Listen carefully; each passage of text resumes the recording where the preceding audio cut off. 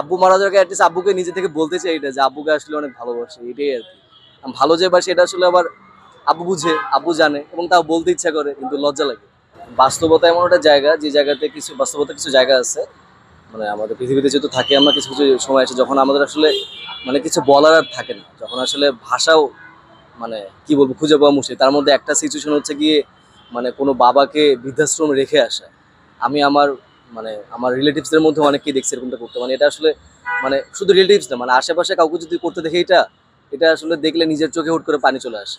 এবং আমার কাছে একটা জিনিস মনে হয় যে আমি ইদানিং যেটা ফিল করি, আমি যখন মানে নিজে যখন অনার্স করতে চলে আসছে আর কি ঢাকায় অনেক আগে, মানে তখন থেকে আমি একটা জিনিস ফিল করি যে মানে কোনো সিনেমা দেখে কিংবা কোনো বন্ধু বান্ধব বাবা মারা গেছে যদি আমি শুনি, আমার আউট অফ নোয়ার চোখে পানি চলে আসে এবং চিন্তা হয় যে আব্বু আম্মু যদি সত্যি মারা যায় তখন আসলে কি হবে। যেমন কয়েকদিন আগে আমার আব্বু আম্মু দুজনই হচ্ছে গিয়ে আমার নানু বাড়ি ঘুরতে গেছে, শুধু আব্বু আম্মু গেছে, বাসায় আর কেউ নাই। মানে বাসায় বাকি 3 ভাই আমরা আছি, মানে মনে হয়েছে বাসায় কেউ নাই। এমন আমার অল অফ সাডেন মনে হয়েছে যে আব্বু যদি সত্যি এরকম ভাবে হারায় যায়, আম্মু যদি সত্যি হারায় যায় তখন কি হবে। আর সেই হারায় যাওয়াটা যদি আমরা নিজে থেকেই যদি দূরে ঠেলে আসি, এর থেকে দুঃখের আর কিছু আসলে বলার নেই, মানে কিছু আসলে বলার নেই। আমার কাছে মনে হয় চোখ বন্ধ যদি মানুষ কেউ চিন্তা করে যে বাবা নাই মা নাই, তাহলে যে কষ্টটা হবে এবং সেই কষ্টটা আমরা নিজে থেকেই যদি আনতে যাই তাহলে আসলে এখানে কিছুই বলার নেই। মানে এর থেকে খারাপ আর কিছু মনে হয় না পৃথিবীতে আছে।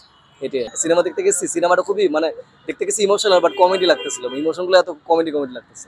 তো ওইখানে দেখছি যে একটা মানে বাবা মারা গেছে আর হচ্ছে গিয়ে মানে বাচ্চা কাঁদতেছে, আর আমি তখন কাঁদতেছিলাম। আমার পাশে আমার বড় ভাই ছিল, উনি আমাকে বলছিল যে তুমি কাঁদতেছো কেন। আমি বললাম যে আমার হুট করে মনে হচ্ছিল ভাই আব্বু যদি মারা যায়, সিনেমার জন্য না, আমার কাছে তোমার আব্বু যদি মারা যায় তাহলে আমি আসলে কি করবো।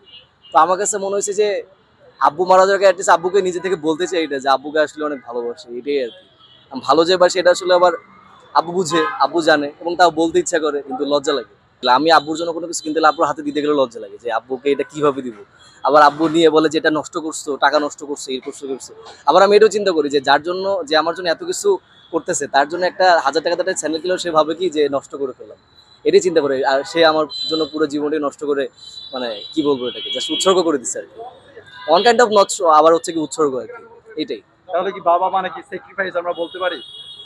পুরোটাই, পুরোটাই, আর কোনো স্বার্থ ছাড়া।